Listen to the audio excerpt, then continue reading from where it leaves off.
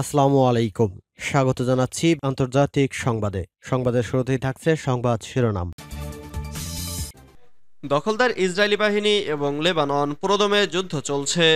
জানিয়ে দেব হাতে থাকা সর্বশেষ আপডেট আন্তর্জাতিক সংবাদ। প্রথমেই সংবাদ শিরোনাম। নেতানিয়াহুর পরিণতি হবে হিটলারের মতো বলেছে তুরস্ক। এরপর জানিয়ে দিব ইসরায়েল হিজবুল্লাহ সংঘাতের কারণে বৈরুত বিমানবন্দরে ফ্লাইট বাতিল। এদিকে হিজবুল্লাহকে পাল্টা জবাব দিতে ইসরায়েলকে মন্ত্রিসভার অনুমোদন। এরপর জানিয়ে দিব উত্তর কোরিয়ায় বন্যা, ৫,০০০ মানুষকে সামরিক হেলিকপ্টারে উদ্ধার। আরও জানিয়ে দিব লেবাননের যুদ্ধের উত্তেজনা তুঙ্গে, সৈকতে ভিড়। সর্বশেষ জানিয়ে দিব মালদ্বীপে পর্যটক ফেরাতে মন্ত্রীকে ভারতে পাঠাচ্ছেন মুইজ্জু। এতক্ষণ শুনছিলেন সংবাদ শিরোনাম, এবারে বিস্তারিত। তবে অনুরোধ থাকবে ভিডিওটিতে একটি লাইক করবেন এবং কমেন্ট করে জানিয়ে দিবেন কোন জেলা থেকে আপনি আমাদের এই ভিডিওটি দেখছেন। নেতানিয়াহুর পরিণতি হবে হিটলারের মতো বলেছে তুরস্ক। গণহত্যাকারী নেতানিয়াহুর পরিণতি হিটলারের মতো হবে বলে মন্তব্য করেছে তুরস্কের পররাষ্ট্র মন্ত্রণালয়। সোমবার ২৯শে জুলাই আনাদোলু নিউজ এজেন্সির এক প্রতিবেদনে এ তথ্য জানানো হয়েছে। প্রতিবেদনে বলা হয়, সোমবার ভোরে তুরস্কের পররাষ্ট্র মন্ত্রণালয় এক বিবৃতিতে জানিয়েছে, যেভাবে গণহত্যাকারী হিটলারের সমাপ্তি এসেছিল তেমনি গণহত্যাকারী নেতানিয়াহুরও সমাপ্তি হবে। এতে আরও যোগ করা হয়েছে, মানবতা ফিলিস্তিনিদের পাশে দাঁড়াবে, আপনি ফিলিস্তিনিদের ধ্বংস করতে পারবেন না।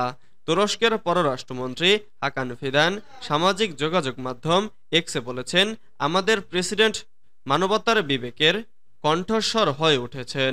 তিনি আরও বলেন, যারা এই ন্যায়সঙ্গত কণ্ঠস্বরকে স্তব্ধ করতে চাইছেন, বিশেষ করে ইসরায়েল, খুব আতঙ্কের মধ্যে রয়েছে। তিনি যোগ করেন, ইতিহাস সব গণহত্যাকারী এবং তাদের সমর্থকদের জন্য একইভাবে শেষ হয়েছে। সামাজিক যোগাযোগ মাধ্যমে তুরস্কের প্রেসিডেন্ট রজব তাইব এরদোগানকে লক্ষ্য করে ইসরায়েলের পররাষ্ট্রমন্ত্রী কাজ্জের মানহানিকার ও অপমানজনক মন্তব্য করার পর এই বিবৃতি দেয়া হয়েছে। ইসরায়েল হিজবুল্লাহ সংঘাতের কারণে বৈরুত বিমানবন্দরে ফ্লাইট বাতিল। ইসরায়েল ও সশস্ত্র রাজনৈতিক গোষ্ঠী হিজবুল্লাহর মধ্যে উত্তেজনার কারণে বৈরুত বিমানবন্দরে ফ্লাইট বাতিল ও বিলম্ব হয়েছে। লেবাননের মিডল ইস্ট এয়ারলাইন্স জানিয়েছে, বিমানের সূচি বিঘ্নিত হচ্ছে বিমান সংক্রান্ত ঝুঁকির কারণে। লুফথানসা সোমবার ঘোষণা করেছে, তারা বৈরুতের ৫টি রুট বন্ধ রেখেছে, যা ৩০ জুলাই পর্যন্ত কার্যকর থাকবে। শনিবার ইসরায়েলি অধিকৃত গোলান হাইটসে একটি রকেট হামলায় ১২ কিশোরী নিহত হয়, যা হামাসের ৭ অক্টোবরের হামলার পর সবচেয়ে মারাত্মক হামলা। হিজবুল্লাহকে পাল্টা জবাব দিতে ইসরায়েলকে মন্ত্রিসভার অনুমোদন। ইসরায়েল অধিকৃত গোলান মালভূমিতে রকেট হামলার জবাব দিতে প্রধানমন্ত্রী বেনিয়ামিন নেতানিয়াহুর সরকারকে অনুমোদন দিয়েছে দেশটির নিরাপত্তা মন্ত্রিসভা। রবিবার ২৮ জুলাই হামলার প্রতিক্রিয়ার পদ্ধতি এবং সময় সম্পর্কে সিদ্ধান্ত নেওয়ার জন্য এ অনুমোদন দেওয়া হয়। ওই হামলার জন্য লেবাননের সশস্ত্র গোষ্ঠী হিজবুল্লাহকে দায়ী করেছে ইসরায়েল ও যুক্তরাষ্ট্র। ব্রিটিশ বার্তা সংস্থা রয়টার্স এ খবর জানিয়েছে। তেল আবিবে নেতানিয়াহুর আহ্বান করা নিরাপত্তা মন্ত্রিসভার বৈঠকের পরে আরও শক্তিশালী প্রতিক্রিয়া হতে পারে বলে ধারণা করা হচ্ছে। বৈঠক শেষ হওয়ার পর নেতানিয়াহুর কার্যালয় বলেছে, মন্ত্রিসভা প্রধানমন্ত্রী এবং প্রতিরক্ষা মন্ত্রীকে প্রতিক্রিয়া জানানোর পদ্ধতি এবং সময় সম্পর্কে সিদ্ধান্ত নেওয়ার অনুমতি দিয়েছে। অবশ্য মাজদাল শামসের ওপর শনিবারের ওই হামলার দায় অস্বীকার করেছে হিজবুল্লাহ, কিন্তু রবিবার মাজদাল শামসের হামলার জন্য হিজবুল্লাহকে দায়ী করেছে হোয়াইট হাউসও। এক বিবৃতিতে যুক্তরাষ্ট্র বলেছে, হামলায় ব্যবহৃত রকেট হিজবুল্লাহর এবং তাদের নিয়ন্ত্রণাধীন এলাকা থেকেই সেটি উৎক্ষেপণ করা হয়েছিল। উত্তর কোরিয়ায় বন্যা, ৫,০০০ মানুষকে সামরিক হেলিকপ্টারে উদ্ধার।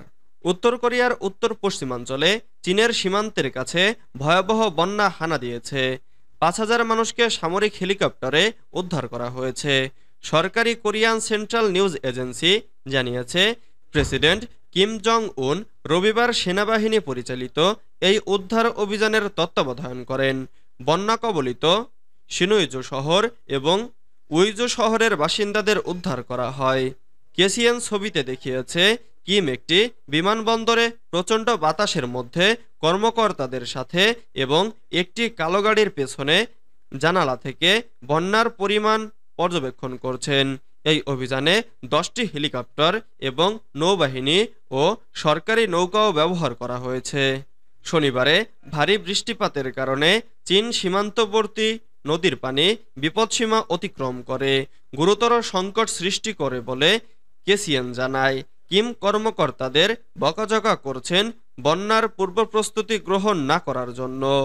আগে থেকেই দেশের প্রাকৃতিক দুর্যোগ মোকাবেলায় প্রস্তুতি গ্রহণের নির্দেশ দিয়েছিলেন। কিম জং উন বলেন, কর্মকর্তারা প্রাকৃতিক দুর্যোগের মুখোমুখি হয়ে নিজেদের অসহায় এবং আশাহীন মনে করছেন। সক্রিয় ব্যবস্থা গ্রহণের পরিবর্তে তারা দুর্যোগ মোকাবেলায় ভাগ্য বা বাহ্যিক সাহায্যের ওপর নির্ভর করছেন। লেবাননের যুদ্ধের উত্তেজনা তুঙ্গে সৈকতে ভিড়। গোলান মালভূমিতে রকেট হামলায় প্রাণহানির জেরে লেবাননের হিজবুল্লাহ গোষ্ঠীর সঙ্গে ইসরায়েলের সর্বাত্মক যুদ্ধের আশঙ্কা তীব্র হয়েছে। ইতোমধ্যে ইরানপন্থী গোষ্ঠীটি যুদ্ধের প্রস্তুতি নেওয়ার ঘোষণা দিয়েছে। এমন উত্তেজনাকর পরিস্থিতিতেও লেবাননের সমুদ্র সৈকতে মানুষের ভিড় রয়েছে। ব্রিটিশ সংবাদ মাধ্যম দ্য গার্ডিয়ান এ খবর জানিয়েছে। শনিবারের ওই রকেট হামলায় ইসরায়েলে 12 জন নিহত হয়েছে। ইসরায়েলের পক্ষ থেকে এই হামলার জন্য হিজবুল্লাহকে দায়ী করা হয়েছে, তবে গোষ্ঠীটি এই হামলার দায় অস্বীকার করেছে।